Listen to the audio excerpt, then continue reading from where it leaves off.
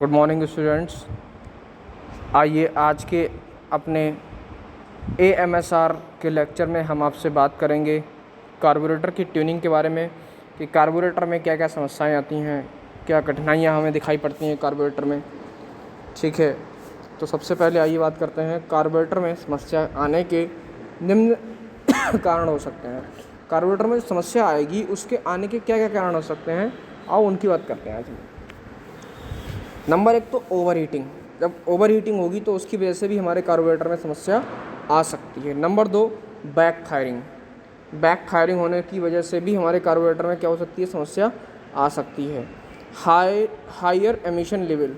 ठीक है, emission level कैसा होगा, अगर हाई होगा तो भी समस्या आएगी। एमिशन का मतलब क्या होता है, एमिशन का मतलब होता है जो हमारा धुआं निकल रहा होता है वो, ठीक है, धुआं निकल रहा होता है उसके लिए एमिशन लेवल होते हैं। देखिए ये जो वर्ड मैंने यहाँ पे लिखे हुए हैं ये आपको हिंदी में नहीं मिलेंगे, ठीक है, इनका हिंदी मीनिंग और इंग्लिश मीनिंग दोनों में सेम रहेंगे ये वर्ड, इसीलिए यहाँ पे ये इसमें लिखे गए हैं, किसमें, इंग्लिश में मैंने लिखे हुए हैं। बियर, बियर का मतलब होता है सहना, ठीक है, बियर एंड टीयर, कहीं पे दरार पड़ जाए या कुछ टपकना हो रहा हो तो उसकी वजह से भी क्या होगा, कार्बोरेटर में वर्क करने में दिक्कत आएगी। दूसरा क्या है, इम्प्रॉपर फ्यूल लेवल। अगर फ्यूल का लेवल कम है तो भी कार्बोरेटर में समस्या आएगी। तो ये हमारी मेन बातें हो गई किस बात की, कि कार्बोरेटर में हमारी समस्या क्यों आती है उसकी।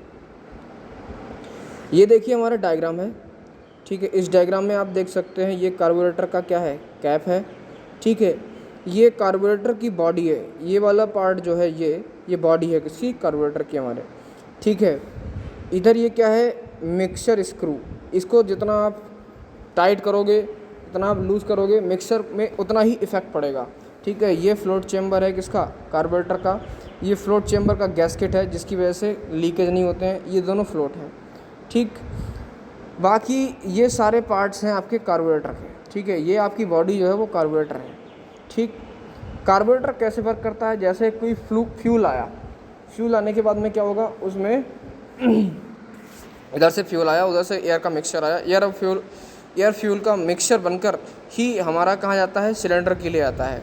तो mixing of air and fuel takes place in the part which is known as carburettor, ठीक है। कार्बोरेटर में एयर और फ्यूल का मिक्सचर बनता है और वही हमारा कहाँ जाता है, सिलेंडर के लिए आता है, किसके लिए, शक्ति जनरेट करने के लिए, पावर जनरेशन के लिए, ठीक है। आप ये बात करते हैं कार्बोरेटर की सर्विस। कार्बोरेटर की सर्विस क्या है, यदि किसी गाड़ी का इंजन ठीक से कार्य नहीं कर रहा होता तो मैकेनिक सबसे पहले कार्बोरेटर को ही चेक करता है कि कार्बोरेटर में कोई दिक्कत तो नहीं हुई है, ठीक है। तो the basic part of any engine is known as carburettor, ठीक है। किसी भी इंजन का बहुत ही बेसिक पार्ट जो रहता है वो आपका कार्बोरेटर रहता है, और कोई भी मैकेनिक सबसे पहले अगर किसी चीज़ को चेक करता है तो वो आपको क्या होता है, कार्बोरेटर होता है, ठीक है। इसको चेक करने की जो विधियां हैं वो क्या क्या हैं और क्या क्या चीज़ इसमें चेक की जाती है कि क्या क्या दिक्कतें आ सकती हैं। एक तो नंबर 1 तो पेट्रोल की सप्लाई ख़राब होना। अगर पेट्रोल की सप्लाई ख़राब हो गई है, पेट्रोल पूरी मात्रा में नहीं पहुंच पा रहा है तो भी हमारा जो इंजन है वो सही से वर्क नहीं करेगा। दूसरा हमारा होता है हवा की सप्लाई में रुकावट, ठीक है, हवा की जो सप्लाई है उसमें रुकावट हो रही हो तब भी क्या होगा, हमारा इंजन सही से वर्क नहीं करेगा और कार्बोरेटर प्रॉपर मिक्सिंग नहीं कर पाएगा एयर और फ्यूल की। कंप्रेशन कम करना, इग्निशन सिस्टम में खराबी, या हमारे किसी इग्निशन सिस्टम में खराबी हो गई हो तो। प्रिवेंटिव मेंटेनेंस के लाभ क्या क्या है। प्रिवेंटिव मेंटेनेंस आपको मैंने बताया था कि ये डिसाइडेड टाइम पे होता है, ठीक है, वो प्रिवेंटिव मेंटेनेंस कहलाता है। नंबर 1 इसका पहला लाभ है जो फ्यूल माइलेज को अच्छा करता है, फ्यूल के माइलेज को क्या करेगा, अच्छा करेगा। दूसरा आपका सस्ता होता है, ये कैसा होता है, सस्ता होता है। तीसरा मॉइस्चर को फ्यूल से निकालना, ठीक है, फ्यूल में जो मॉइस्चर रहता है उसको ये निकाल देता है।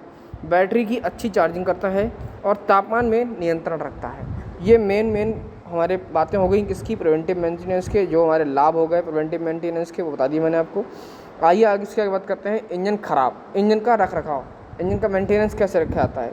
इंजन की रखरखाव गाड़ी को अच्छे से चलाने के लिए किया जाता है। अगर अपनी गाड़ी को अच्छे से मूवमेंट कराना चाहते हैं, अच्छे से अपने इंजन को चलाना चाहते हैं तो हमें इसका रखरखाव रखना पड़ेगा।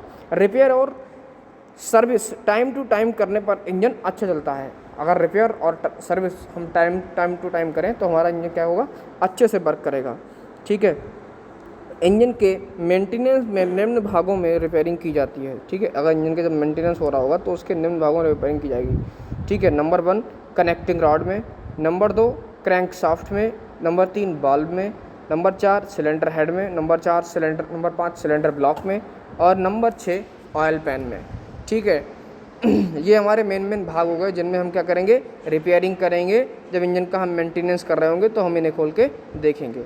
चलिए इसके आगे आइए बात करते हैं कि ये दिखाया गया है कि इसके अंदर कौन कौन से भाग हैं। कनेक्टिंग रॉड असेंबली में हमारा क्या होगा, कनेक्टिंग रॉड होगी, पिस्टन एंड बियरिंग होंगे, पिस्टन रिंग होंगे, कनेक्टिंग रॉड बियरिंग होगा और सिलेंडर वाल होगा। ठीक है, क्रैंक शाफ्ट असेंबली में क्या क्या होगा, क्रैंक शाफ्ट होगी, मेन बेयरिंग्स होंगे, फ्लाई व्हील होगा, क्रैंक शाफ्ट गियर होगा। ठीक है, ये होंगे। बॉल मैकेनिज्म में क्या क्या होगा, एक तो आपका बॉल्व होगा। ठीक है, बॉल गाइड्स होंगे, स्प्रिंग होंगे। ठीक है, सीट्स होंगे, ये सब रहेंगे आपके। Cylinder head and cylinder block. ठीक है, ऑयल पैन और वेरियस अलग अदर जो सिस्टम है वो कौन कौन से होंगे, आपका इग्निशन सिस्टम होगा, फ्यूल सिस्टम होगा, स्टार्टिंग एंड जनरेशन सिस्टम होगा।